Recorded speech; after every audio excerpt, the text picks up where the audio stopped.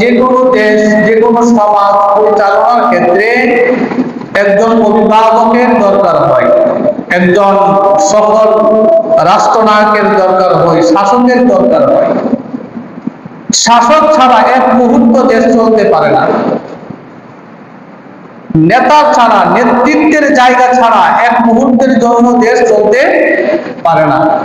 যেখানে নেতৃত্ব থাকবে না, নেতা থাকবে না, শাসক থাকবে না, ওইখানে বিশৃঙ্খলা দেখা যায়। তো নবীজির জন্মের পূর্বকার অবস্থাটা ছিল এমনই, আদর্শবান নেতাহীন অবস্থায় ছিল পুরা পৃথিবী। হযরত মূসা আলাইহিস সালাতু ওয়াস সালাম, ওনাকে যখন আল্লাহ তাআলা নবুয়ত দিবেন, কি দিবেন? নবুয়ত দিবেন। আল্লাহ তাআলা মূসা আলাইহিস সালামকে তুর পাহাড়ে ডাকলেন, বলল যে মূসা তুমি তুর পাহাড়ে আসো, তুর পাহাড়ে এসে 30 দিন অবস্থান করো। কয়দিন? 30 দিন অবস্থান করো। হযরত মূসা আলাইহিস সালাম তার অনুসারীদেরকে নিয়ে এবং তার সহকারী, তারই ভাই হযরত হারুন আলাইহিস সালাম, তাকে সাথে নিয়ে আর মূসা আলাইহিস সালামের অনুসারী যারা ছিল তাদেরকে নিয়ে তুর পাহাড়ে গেলেন। তুর পাহাড়ের নিচ থেকে হযরত মূসা তাদেরকে বললেন, তোমরা এখানে অবস্থান করো, আমি আল্লাহ তাআলার সাথে কথা বলে আসি, উপরে উঠতে হবে।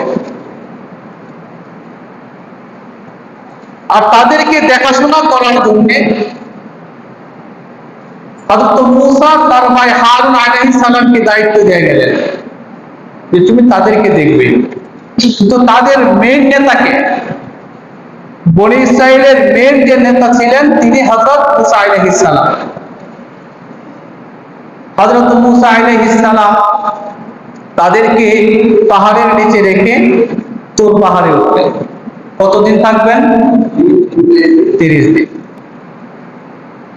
আর তার উম্মতকে দেখাশোনার দায়িত্ব দিলেন তাকে, হযরত হারুন আলাইহিস সালাম। 30 দিনের একটা গ্যাপ, এই গ্যাপের মধ্যে মূসা আলাইহিস সালামের উম্মতের মধ্যে একজন লোক ছিল, তার নাম সামিরী। তার নাম কি? সামিরী। সে অদ্ভুত ধরনের একজন মানুষ ছিল। তার বেড়ে ওঠাও ছিল একটা অদ্ভুত ধরনের পরিস্থিতিতে। হযরত জিবরাইল আলাইহিস সালাম যখন মূসা আলাইহিস সালামের কাছে আসতেন, যে সামিরী লক্ষ্য করতো যে হযরত জিবরাইল যে জায়গায় পা রাখতো, যেখানে কদম রাখতো, ওই জায়গাটায় অটোমেটিক গাছ হয়ে যাইত। সুবহানাল্লাহ বলেন। কথা বুঝতেছেন? সামিরী, কিছু কিছু লোক আছে দেখবেন নেতার আশেপাশে থাকে। নেতা কি করে, কোন কাজ করলে তার দক্ষতা বাড়বে, তার কাছে নেতার যে গুণ আছে এই গুণটা অর্জন করার চেষ্টা করে, এরকম লোক আছে না? তো সামিরী এমন চালাক প্রকৃতির একজন লোক ছিল। মূসা আলাইহিস সালামের উম্মতের মধ্যে চালাক ধরনের একজন লোক, নাম কি? সামিরী। সে দেখছে যে মূসা আলাইহিস সালামের কাছে জিবরাইল আসছে। আমাদের সমাজে নেতার সাথে যারা পিএস থাকে বা বিশেষ সহকারী থাকে, এই সে কিভাবে সরকারি বাজেট করতে হয়, ওই নিয়ে আসতে হয়, এগুলো সাথে থাকে থাকে সে বুঝতে পারে। কোন জায়গায় গেলে চাকরি দেওয়া যাবে, কোথায় গেলে কি করা যাবে, সহকারী কি করতে পারে, বুঝতে পারে। এই জন্য অনেক সময় নেতার কাছ থেকে কোনো কিছু উদ্ধার করার জন্য তার সহকারীর দ্বারস্থ হতে হয়, তার কাছে গিয়ে বলতে হয় কেমনি কি করা, আমার এই বাজেটটা পাস করায় দেব, আমার মসজিদে কিছু কাজ দরকার, এমপির সাথে মন্ত্রীর সাথে কথাবার্তা বলে একটা লাইন ধরায় দেব, এরকম হয় না? সামিরী এইটা খেয়াল করতো যে হযরত জিবরাইল আলাইহিস সালাম মূসা আলাইহিস সালামের কাছে আসতো, আসলে জিবরাইল যখন তার কদম রাখতো, যেখানে কদম রাখতো ওইখানে কি হয়ে যেত, গাছ হইতো, এবং এখানে একটা নূরের বাতি জ্বলতো। সামিরী চিন্তা করলো যে জিবরাইলের কদম যেখানে পড়ে সেখানে গাছ হয়ে যায়, সেখানে নূর জ্বলে, বাতি জ্বলে, অবশ্যই ওই জায়গাটার একটা বিশেষত্ব আছে, ওই জায়গাটার আলাদা একটা গুণ আছে। আর নয়তো কত জায়গায় তো আছে সেখানে গাছ হয় না, বাতি জ্বলে না। জিবরাইল যেখানে পা রাখে ওইখানে কি হয়? গাছ হয়ে যায়, ওইখানে আবার বাতি জ্বলে। সে জিবরাইলের পা যেখানে রাখছে, জিবরাইল শুরু চলে যায়, ওই পায়ের নিচে কিন্তু মাটি সংগ্রহ করছে। কি সংগ্রহ করছে? মাটি। হযরত মূসা আলাইহিস সালাম 30 দিন যাবত চলছে তুর পাহাড়ে। এই 30 দিনের মধ্যে মূসা আলাইহিস সালামের উম্মত বনি ইসরাইলের মধ্যে একটা তুফান শুরু হয়ে গেছে, কারণ তাদের নেতা নাই, কি নাই। আর আসল নেতা না থাকলে একজন আরেকজনকে কি করে না? মানে না। আমি কি এর চেয়ে কম নাকি? আমার কি যোগ্যতা কম আছে? এমন ধরনের স্বভাব কিন্তু মানুষের মধ্যে আছে, আছে না নাই? হযরত মূসার অনুপস্থিতিতে তিনি একজনকে দায়িত্ব দিয়ে গেছেন, এরপরেও তার উম্মত তাদের মধ্যে বিশৃঙ্খলা শুরু হয়ে গেছে। আর অপর দিক দিয়ে আল্লাহ তাআলা মূসাকে বলছেন, মূসা তুমি তো 30 দিনের জন্য এসেছিলে, তুমি আরো 10 দিন থাকো। কয়দিন হইল? এক চিল্লা। 40 দিনে এক চিল্লা হয়। আরো 10 দিন মিলায়া 40 দিন পুরা করো। কিন্তু হযরত মূসা তার কওম বনি ইসরাইলকে বলছিলেন কি, আমি 30 দিনের জন্য তুর পাহাড়ে যাইতেছি। তারা 30 দিন পর্যন্ত অপেক্ষা করতেছে। 30 দিনের পরে যে আরো 10 দিন বাড়ানো হয়েছে এটা কিন্তু তারা জানে। 40 দিন হয়ে গেল। অপরদিকে সবার মধ্যে বিশৃঙ্খলা করার জন্য বেশি লোক লাগে না, একজনই যথেষ্ট। এই সামিরী এরকম প্রকৃতির একজন মানুষ ছিল। সে নিজে পণ্ডিতি করে ওই যে জিবরাইল আলাইহিস সালামের পায়ের নিচে যে মাটি ছিল, ওই মাটি সংগ্রহ করে কিভাবে যেন একটা মূর্তি বানায় লাগছে। সবগুলো মাটি একসাথে করার পরে হঠাৎ করে দেখা গেল এটা একটা বাছুর একদম মারছে, তার ভিতরে প্রাণ চলে আসছে, বাছুর হয়ে গেছে। তখন সামিরী সবাইকে বুঝাইতে লাগলো, রে মূসা তো আমাদেরকে রেখে তুর পাহাড়ে গেছে, একা একা ওইখানে কার সাথে কথা বলে সে নিজেই জানে, কিন্তু আল্লাহ তো আমরা সামনে। নাউজুবিল্লাহ বলবেন না? যে বাছুর মাটি দিয়ে সে বানাইছে, ওই মাটির মধ্যে হযরত জিবরাইল আলাইহিস সালামের পায়ের নিচের মাটি ছিল।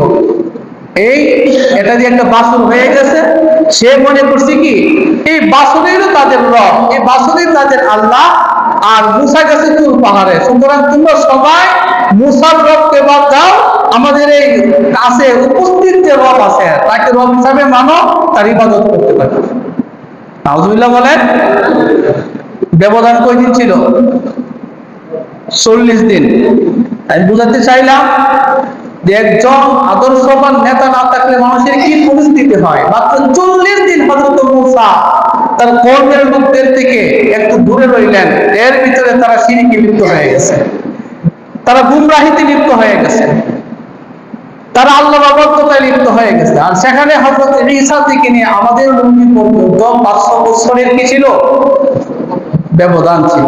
ওই সময়টাতে এরকম আদর্শবান মহামানবের উপস্থিতি ছিল না বিধায় তারা ইতিহাসে সবচেয়ে বড় জাহেল, মূর্খ এবং বর্বর জাতি হিসেবে ইতিহাসে স্থান করে নিয়েছে।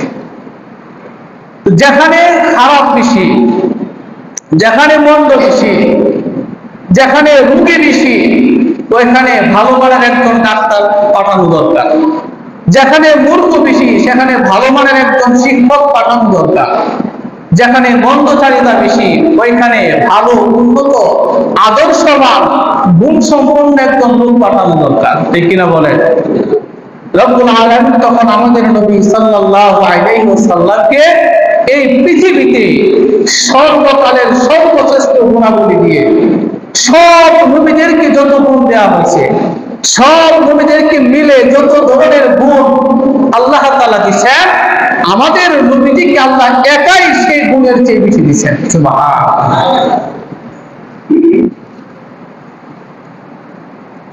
দুনিয়াতে কোন রাজা বা কোন বাদশা, কোন মন্ত্রী, এমপি বা কোন নেতা যখন কোথাও যায়, তাকে বিভিন্ন প্রটোকল দেওয়া হয় কি হয় না? তাকে স্বাগত জানানোর জন্য বিভিন্ন ধরনের ব্যবস্থা নেওয়া হয়। যেখানে যাবেন ওই জায়গাটা প্রধানমন্ত্রী যাওয়ার উপযোগী কিনা ওইটা পরীক্ষা করা হয় কি হয় না? বিভিন্ন বাহিনী যায়, সেনাবাহিনী যায়, রেলের বাহিনী যায়, বিডিআর যায়, পুলিশ বাহিনী গিয়ে ওই জায়গার চতুর্পার্শ্বে খোঁজ খবর নেই, ওই জায়গাটাকে পর্যবেক্ষণ করে সিসি ক্যামেরা লাগায়, অনেক সময় কুত্তাও নেওয়া যায় নাকি নেই না? বুম টুম ভিতরে আছে কিনা, কুত্তার নাকি কেমন শক্তি আছে যে নাকি শুনতে পারে, প্রশিক্ষিত কুকুর সেখানে নিয়ে যাওয়া হয়। উদ্দেশ্য একটা, এখানে কে আসবে? প্রধানমন্ত্রী আসবে, এখানে রাষ্ট্রের উচ্চ পর্যায়ের কর্মকর্তা আসবে। এই জন্য যেখানে যাবে তার আশপাশ সব জায়গা পুঙ্খানুপুঙ্খানু ভাবে আইন শৃঙ্খলা রক্ষাকারী বাহিনী পরীক্ষা নিরীক্ষা করেন, যেন প্রধানমন্ত্রী বা কোন মন্ত্রী বা কোন এমপি বা উচ্চ পদস্থ কর্মকর্তা ওই জায়গাতে গেলে তার কোনো সমস্যা না হয়। এরকম ব্যবস্থাপনা দুনিয়াতে আছে না নাই? কিন্তু রব্বুল আলামিন আপনার আমার নবী মুহাম্মদুর রাসূলুল্লাহ সাল্লাল্লাহু আলাইহি ওয়াসাল্লাম, যিনি দু জাহানের বাদশা, যিনি আখেরি নবী, যিনি সর্বশ্রেষ্ঠ নবী, যিনি আসমানের নবী, যিনি জমিনের নবী, যিনি সমস্ত আম্বিয়া কেরামের নবী, যিনি বাকিদের নবী, যিনি সব কিছুর নবী, এমন একজন নবীকে, মহামানবকে দুনিয়াতে পাঠাবেন, সর্বশ্রেষ্ঠ মানুষকে আল্লাহ তাআলা দুনিয়াতে পাঠাবেন। এই জন্য দুনিয়ার পরিস্থিতি আল্লাহ তাআলা সবচেয়ে বেশি পর্যবেক্ষণ করে আল্লাহ তাআলা নবীকে পাঠাইছেন। সুবহানাল্লাহ। পুঙ্খানুপুঙ্খানুভাবে আল্লাহ দুনিয়াতে আসার একটা ব্যবস্থা রাসূলুল্লাহকে করে দিয়েছেন। কোন পরিস্থিতিতে নবীজি দুনিয়াতে আসবেন, আল্লাহ তাআলা যখন সময় হয়েছে তখনই আল্লাহ নবীজিকে পৃথিবীতে পাঠাইছেন। রব্বুল আলামিন নবীজিকে যখন দুনিয়াতে পাঠাবেন, নবীজিকে দুনিয়াতে পাঠানোর আগে বিশ্বের অবস্থা এমন করে দিলেন, পৃথিবীর সবচেয়ে বড় শক্তি রাশিয়া, আমেরিকা, যাদেরকে বলা হয় তৎকালীন সময়ে ছিল পারস্য এবং ইসরা। পারস্য এবং রোম, এই দুইটা রাজ্যের মধ্যে সবচেয়ে বেশি শক্তিশালী সেনাবাহিনী ছিল। তারা কে কার চেয়ে বেশি শক্তি প্রদর্শন করতে পারে, কে কার চেয়ে বেশি ক্ষমতা দেখাতে পারে, তাদের মধ্যে প্রতিযোগিতা লাগতো। কিন্তু তারা যখন দেখতো তাদের সামনে কোন নেতা বড় হয়ে যাচ্ছে, তাদেরকে হত্যা করে ফেলতো, তাদেরকে নেতা হওয়ার সুযোগ দিত না, মানুষের নেতৃত্ব দেওয়ার মতো সুযোগ দিত না। মানুষকে ভালো মতে রাখার মতো কোন নেতা, কোন মানুষ যদি ওই সমাজে থাকতো, ওই দেশে যদি জন্মগ্রহণ করতো, যুবক শ্রেণীর মানুষেরা যদি ওই নেতাকে ভালোবাসতো, তখন ওই পরাশক্তি বড় নেতাকে বিভিন্ন ভাবে অত্যাচার করে দুনিয়া থেকে শেষ করে দিত। এরকম পরাশক্তি পারস্য এবং রোম, নৌসেরিয়া বাদশা কিসরা, এরা যখনই কোন বিশ্বের কোন নেতাকে দেখতো, সে বিশ্বের লিড দেওয়ার মতো গুণ তার মধ্যে আছে, নেতৃত্ব দেওয়ার মতো গুণ তার মধ্যে আছে, তখন এই বাদশারা মিলে তাকে ধ্বংস করে দিত, মেরে ফেলত। এমন অবস্থায় যদি নবীজি পৃথিবীতে আসেন আর নবীজির এই গুণ যদি তারা দেখে, তাহলে তারাও তো নবীজির উপরে চড়াও হবে না? আল্লাহ তাআলা সর্বপ্রথম এই দুইটা পরাশক্তিকে ভীতি দেখাইলেন, ভয় প্রদর্শন করলেন। ইহুদিরা হাজার হাজার বছর পর্যন্ত অগ্নি প্রজ্বলিত করে সে আগুনের পূজা করতে, এক মুহূর্তের জন্য সে আগুনটা নিভাতো না। তারা আগুনের পূজা করে, অগ্নি পূজক, তারা আগুন নিভায় না। এটা জ্বলতেই থাকবে, জ্বলতেই থাকবে। যেমন ঢাকাতে আছে শিক্ষার্থীর অন্তর সুরাউদ্দিন পাশে, সেখানে আগুন জ্বলতেই থাকে, গ্যাসের আগুন দিয়ে রাখছে, জ্বলতেই থাকে। তার চতুর্পাশে এক সময় নাস্তিকেরা যায় এর পূজা করত। যারা আগুনের পূজা করে এক মুহূর্তের জন্য এই আগুন তারা নিভাতে কি করে না, নিভাতে চায় না, নিভায় না, কারণ এই আগুন তাদের রব। ইহুদিরা আগুন প্রজ্বলিত করে রেখেছিল হাজার হাজার বছর পর্যন্ত। একটা মুহূর্তের জন্য সে আগুন তারা নিভায় নাই। অনেক সময় তারা চেষ্টাও করেছে নিভানোর জন্য, কিন্তু নিভাইতে পারে নাই। আল্লাহ রাব্বুল আলামিন এমন একটা পরিস্থিতি করলেন, যেই দিন আল্লাহর নবী দুনিয়াতে আসবেন, সুবহে সাদিকের আগে রাতের বেলায় আল্লাহ তাআলা কুদরতিভাবে বিশ্ব নবীর আগমনের কারণে হাজার বছর পর্যন্ত সে আগুন নিভিয়ে দিয়েছে। যে আগুনটা তারা হাজার বছর পর্যন্ত জ্বালায় রাখছে, কিন্তু নবীজির আগমনের সাথে সাথে এই পূজনীয় আগুন কি হয়ে গেছে, নেমে গেছে। এগুলো নবীজির জন্মের বিশেষত্ব, নবীজির আলাদা একটা মর্যাদা। নবীজি মানুষ, তবে সাধারণ কোন মানুষ, আমাদের মতো সাধারণ কোন মানুষ না। নবীজির গুণে, চরিত্রে, মাধুর্যে, সব দিক থেকে নবীজি সবার চেয়ে আলাদা, সর্বোচ্চ আসনে। আল্লাহ তাআলার উপরে যার স্থান, সমস্ত সৃষ্টির উপরে যার স্থান, তিনি হলেন নবীজি সাল্লাল্লাহু আলাইহি ওয়াসাল্লাম। যখন পৃথিবীতে আসবেন, একজন গণক স্বপ্নে দেখছে কিছু উট কিছু গাধাকে দৌড়াইতেছে। গাধাগুলো দৌড়ে দৌড়ে 10-12 দিন পার হয়ে উপর দিকে চলে গেছে। আরেকজন স্বপ্নে দেখছে পারস্যের রাজপ্রাসাদের 14টি গম্বুজ ছিল, সেই গম্বুজটা ধসে পড়ছে।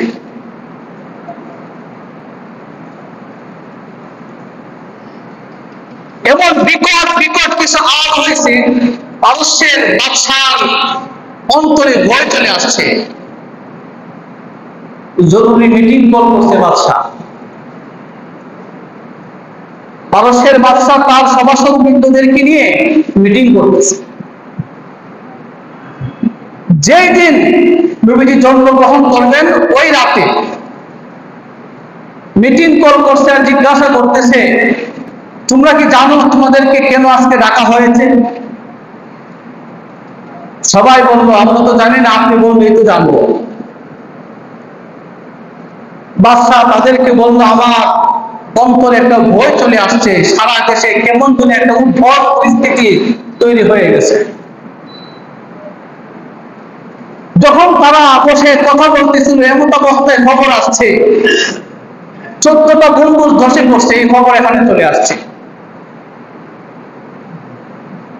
যে আগুনের পূজা তারা হাজার বছর পর্যন্ত ইহুদিরা করত, সে আগুনটা নিভে গেছে মিটিং চলাকালীন এই খবর। বাদশা বলল, এই মুহূর্তে খবরগুলো আমার অন্তরে ভয় ঢুকাই দিছে, আমার রাজত্ব মনে হয় আমার কাছে আর থাকবে না। যখন এই কথাগুলো বলতেছিল, গণক তার সামনে বসা। গণক তখন তাদের কথার সাথে সুর মিলে বলল, বাদশা মহোদয়, তাহলে আপনি যখন এই সংবাদগুলো দিচ্ছেন, তো আমার একটা স্বপ্ন আপনি শুনেন। আমি গত রাতে স্বপ্নে দেখেছি যে কয়েকটি উট গাধাকে দৌড়াচ্ছে, গাধাগুলো দৌড়ে দৌড়ে 10টা নদী পার হয়ে চলে গেছে। স্বপ্নে দেখেছি সাওয়া নামক একটা নদ ছিল, সেই নদীর সব পানি শুকায় গেছে, যেটা কোনো সময় নদীর পানি শুকায় নাই, ওই পানিটা শুকায় গেছে। এই খবরগুলো যখন বলতে লাগলো, এক একজনের এই কথাগুলো যখন বলতে লাগলো, তখন এই গণক বুঝতে পারলো সেই দিন আর বেশি দূরে নয়, যেই দিন আরব উপত্যকাতে আল্লাহ তাআলা ওই মহামানবকে পাঠিয়ে দিবেন, যে মহামানবের কথা তাওরাত এবং ইনজিলের মধ্যে আল্লাহ বলে দিয়েছেন। সুবহানাল্লাহ বলে গণক চিৎকার দিয়ে উঠল, বাদশাহকে বলল, আল্লাহ তাআলা বাদশার রাজত্ব চিরস্থায়ী করুন, কারণ আমরা চাই না আপনার থেকে বাদশাহী চলে যাক। আমরা চাই না আপনার থেকে বাদশাহী চলে যাক, কারণ আপনি আমাদের মনের মতো বাদশাহ। কে বলতেছে কথাটা? কে বলতেছে বলেন? গণক বলতেছে, কারণ মনের মতো বাদশাহ, বাদশার কাছ থেকে সবকিছু সে উদ্ধার করতে পারে। গণক বলতেছে, আল্লাহ তাআলা আপনার রাজত্ব দীর্ঘস্থায়ী করুন, রাজত্ব আপনার কাছেই থাকো, কিন্তু এই পরিস্থিতিতে এমন কিছু সংবাদ আমরা পেয়েছি, এই সংবাদের ভিত্তিতে বলা যায় হয়তো আর বেশি দিন আপনার রাজত্ব টিকবে না। আমরা চাই আপনি বাদশা থাকেন, কিন্তু যে খবর যেভাবে আসতেছে, এই খবরের পরিস্থিতিতে বলতে বাধ্য হচ্ছে, আমার কাছে মনে হচ্ছে আর কি হবে না, বাদশাহী রাজত্ব আপনার কাছে আর বেশি দিন থাকবে না। সকাল হয়ে গেল, গণক চতুর্দিকে খবর লাগালো, তারা আস্তে আস্তে মক্কায় চলে আসলো। মক্কায় এসে মানুষদেরকে জিজ্ঞাসা করলো, আজকের এই দিনে সকালবেলা কোনো কিছু হয়েছে কিনা, মক্কাতে কোনো সন্তান ভূমিষ্ঠ হয়েছে কিনা। একজন বলল, আজকে মুখের পরে একটা সন্তান জন্ম নিয়েছে, আপনি তাকে কি দেখে আসতে পারেন? গণক দৌড়ে তার বাড়িতে চলে গেল, শিশুটাকে হাতে নিল, চোখের দিকে তাকায় বলল, তার নাম কি? তার বাবার নাম কি? কিন্তু তার নাম আর বাবার নাম তাওরাতের সাথে মিল খুঁজে পাইল না। বলল, শিশুটার বাবা দুনিয়াতে আছে কিনা? পাহাড় দুনিয়াতে আছে। গণক বলল, এই শিশু না, আমি যাকে খুঁজছি এই শিশু না, আমি আবার একজন শিশুকে খুঁজছি, যে শিশুর কথা আল্লাহ তাআলা তাওরাতে বলেছেন, ইনজিলে বলেছেন, ওই শিশুটার নাম হবে মুহাম্মদ, বাবার নাম হবে আব্দুল্লাহ, মায়ের নাম হবে আমেনা। শিশুর জন্মের আগে তার বাবা মারা যাবে। বলেন না সুবহানাল্লাহ। গণক এই কথা যখন বলল, আরেকজন বলল, মক্কার যিনি নেতৃত্ব দেন আব্দুল মুত্তালিব, আমি খবর নিয়ে এসেছেন, আব্দুল মুত্তালিবের ছেলে আব্দুল্লাহর ঘরে তার স্ত্রীর গর্ভে আজকে সকালে সুবহে সাদেকের সময় একটা সন্তান জন্ম নিয়েছে। সুবহানাল্লাহ বলতে ইচ্ছা করে না? গণককে যখন এই সংবাদ দেওয়া হলো, গণক দৌড়ে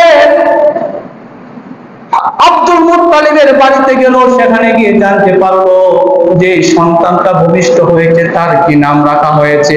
বলা হলো তার নাম মুহাম্মদ, বাবার নাম আব্দুল্লাহ, জন্মের 6 মাস আগে তার বাবা ইন্তেকাল করেছেন। গণক বাচ্চাটাকে হাতে নিলেন, হাতে নিয়ে দেখলো এই বাচ্চার চেহারার মধ্যে নূরের ঝলকানি দিয়েছে। চেহারা দেখা গণক তার মনের ভিতরে ভীতি সঞ্চার শুরু হয়ে গেছে। চিৎকার দিয়ে বললো, হায় রে হায়, বনি ইসরাইল থেকে নবুয়তের সব কিছু আজকে থেকে চলে গেল। হাজার হাজার নবী বনি ইসরাইলের বংশে জন্ম নিয়েছে, এই সন্তান ভূমিষ্ঠ হওয়ার পর থেকে বনি ইসরাইলের নবী জন্ম নেওয়া বন্ধ হয়ে গেছে। কারণ এই সন্তানটা এমন একটা সন্তান, আল্লাহ যার কথা ইনজিলে বলছেন, তাওরাতে বলছেন, যে গুণ যে চিহ্নগুলো আল্লাহ তাআলা বলে দিয়েছেন, সবগুলো চিহ্ন সবগুলো আলামত এই সন্তানের মধ্যে রয়েছে। বলে দিল, এই সন্তানের হেফাজত করবা তোমরা, এই সন্তানের কি করবা? হেফাজত করবা। আর ইহুদিদেরকে বলতেছে, এই ইহুদি জাতি শোনো, আজ থেকে নবুয়তের দরজা তোমাদের কাছে, তোমাদের থেকে বন্ধ হয়ে গেছে। নবুয়তের এই মর্যাদা চলে আসছে মক্কার কুরাইশ বংশে, যে বংশটা সমগ্র বিশ্বের মধ্যে সর্বশ্রেষ্ঠ। সুবহানাল্লাহ। এগুলো নবী জন্মের আগের কাহিনীগুলো, এমন এমন কাহিনী, এমন এমন বিষয়গুলো আল্লাহ অলৌকিক ভাবে দুনিয়াতে ঘটাইছেন, যেগুলো নবীজি সাল্লাল্লাহু আলাইহি সাল্লামকে পরবর্তীতে মহা মানব হিসেবে সারা পৃথিবীতে আবির্ভূত হবেন, এগুলো বোঝানোর জন্য আল্লাহ এই মুজিজাগুলো, এই অলৌকিক ঘটনাগুলো তৎকালীন সমাজের মানুষদেরকে দেখাইছে। নবীজির আম্মা আমিনা বলেন,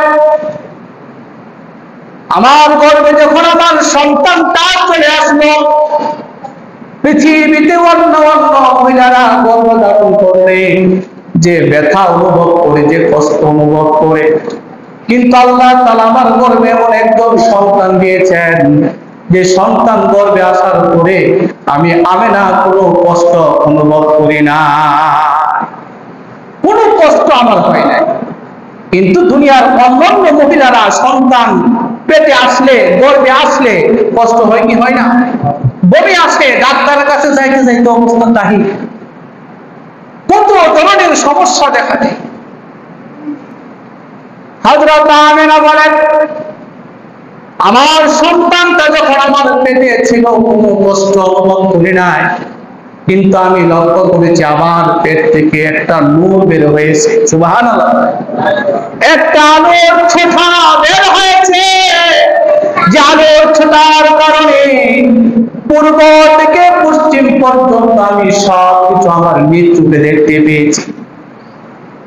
সুবহানাল্লাহ বলেন। আপনার আমার মায়ের গর্ভ থেকে এরকম আলো বের হবে? আমরা তো আমাদের ঘরের বাইরে, দরজার বাইরে কে আছে ওইটাই বলতে পারি না। নবীজির জন্মে, নবীজি যখন পেটে আসছে, নবীজির মা বলতেছে আমি দেখতে পাইলাম একটা আলুর ছোঁয়া, একটা আলুর ফোয়ারা যেন আমার পেট থেকে বের হয়েছে, আর সেই আলুতে পুরো পৃথিবী আলোকিত হয়ে গেছে।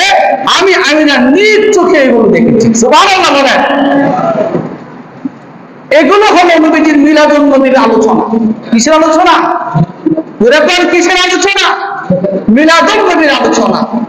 এই যে রবিউল আউয়াল মাস আসছে, এই মাসটাকে কেন্দ্র করে কত ধরনের বেদাত যে আবির্ভূত হবে এর কোনো শেষ নাই।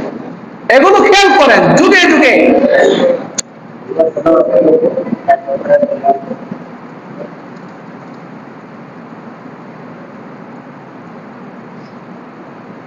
নবীজি সাল্লাল্লাহু আলাইহি ওয়াসাল্লামকে বলা হয়, নবীজির জন্মকে বলা হয় মিলাদুন নবী। নবীজির জন্মকে কি বলা হয়? সবাই বলেন, নবীজির জন্মকে কি বলা হয়? মিলাদুন নবী বলা হয়। মিলাদুন নবী, নবীর জন্ম। মিলাদুন নবী মানে কি? নবীর জন্ম। এটা আমরা মানি কি মানি না? এটা কেউ যদি না মানে তার ঈমান থাকবে? সে কাফের হয়ে যাবে। নবীর জন্ম যে মানে না, কি হয়ে যাবে? কাফের হয়ে যাবে। কিন্তু মিলাদুন নবীর যে আলোচনাগুলো করলাম, এই যে সংক্ষিপ্ত কিছু কথা বললাম, এই যে কথার মধ্যে, এই আলোচনার মধ্যে আমার আপনার জন্য পালন করার মতো কি আছে বলেন? এক কথা শুনেন, নবীজির মিলাদুন নবী জন্মের যে আলোচনা, তার জন্মের আগেরকার কাহিনী, যখন জন্মগ্রহণ করছে তখনকার কিছু ঘটনা, এই যে কথাগুলো সংক্ষিপ্ত ভাবে বললাম, অতীতও বলে আসছি, এর মধ্যে আমার আপনার জন্য পালন করা লাগবে, আমরা আমল করতে পারবো, এরকম কোনো কিছু পাইছেন? কথা কই না, পাইছেন? এই নবীজি যেভাবে জন্মগ্রহণ করছে, এইভাবে জন্মগ্রহণ করা কি কারোর পক্ষে সম্ভব? তো মিলাদুন নবী একটা আলোচনার বিষয়, পালন করার বিষয় না। কথা বুঝতেছেন? মিলাদুন নবী কিসের বিষয়? আলোচনা করার বিষয়। নবীজির জন্ম বৃত্তান্ত নিয়ে আলোচনা করলে নফল ইবাদতের সওয়াব আল্লাহ তাআলা আমলনামায় দিবে। যদি পালন করি, মিলাদুন নবী পালন করিতে পালনের কি আছে এখানে আমরা বুঝাব? জন্মকালীন অবস্থা কি হয়েছে এগুলোর মধ্যে পালন করার কি আছে? এটা আপনি নিজে চিন্তা করেন। কিন্তু আমাদের সমাজে মিলাদুন নবী পালন করার নামে যা কিছু করা হয় পুরোটাই বেদাত, পুরোটাই বেদাত। নবীজি সাল্লাল্লাহু আলাইহি ওয়াসাল্লামের এই পৃথিবীতে আগমনে তো পুরা বিশ্ব, আকাশ বাতাস সবাই খুশি, মানব জাতি খুশি, আসমানওয়ালারা খুশি, জমিনওয়ালারা খুশি, পাখিরা খুশি, পশু পাখি সবাই খুশি। এর মানে কি এই যে আমার ওই ঈদ উদযাপন, একটা ঈদ উদযাপন করতে হবে?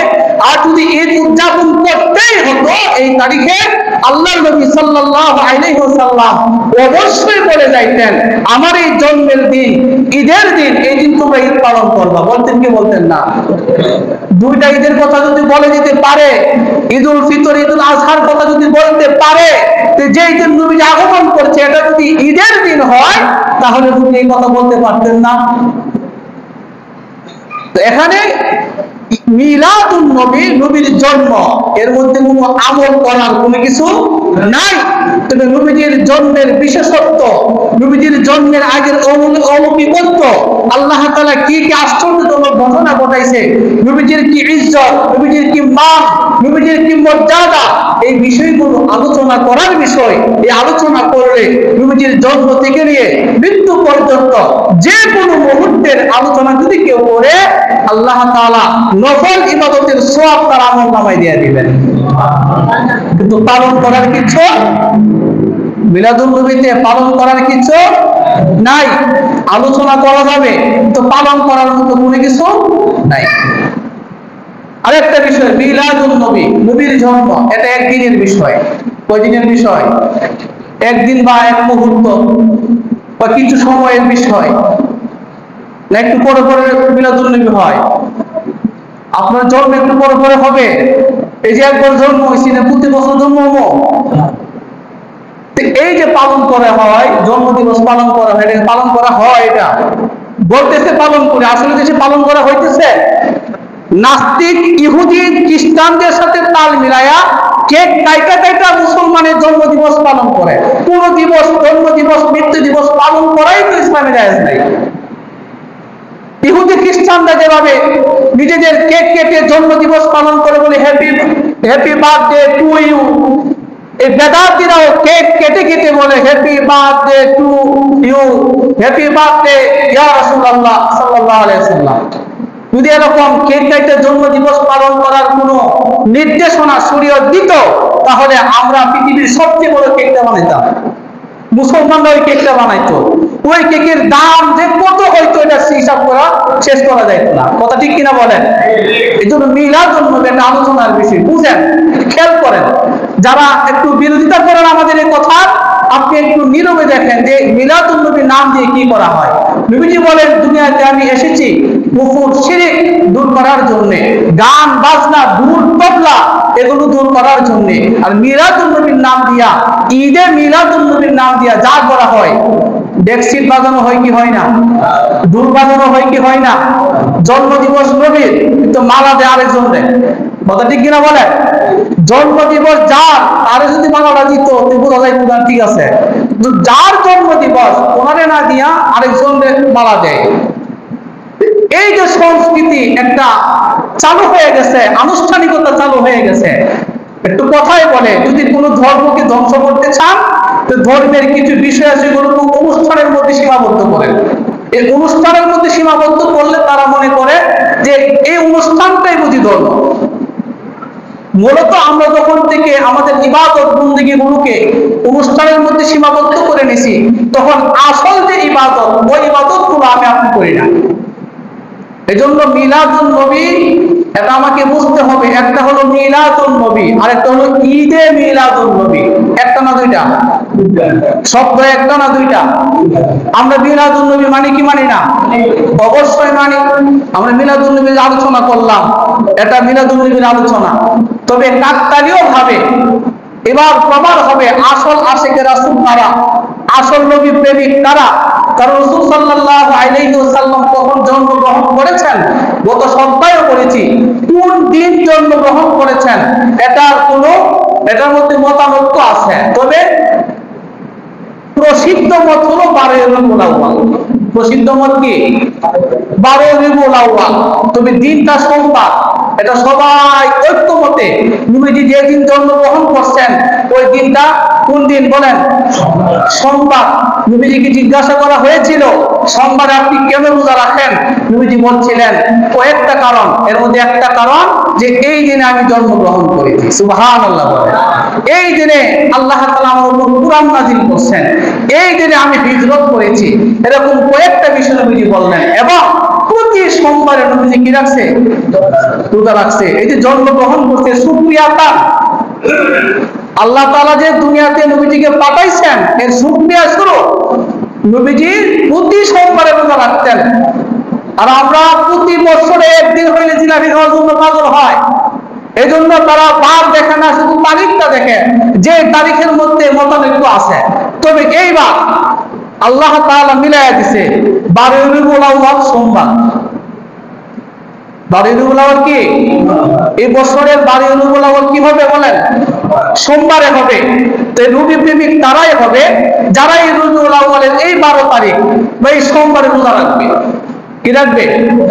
রোজা রাখবে। নবীজি প্রতি সপ্তাহে করছেন, আপনি করতে পারেন নাই, কিন্তু এইবার এই সোমবারে রোজা রাখেন।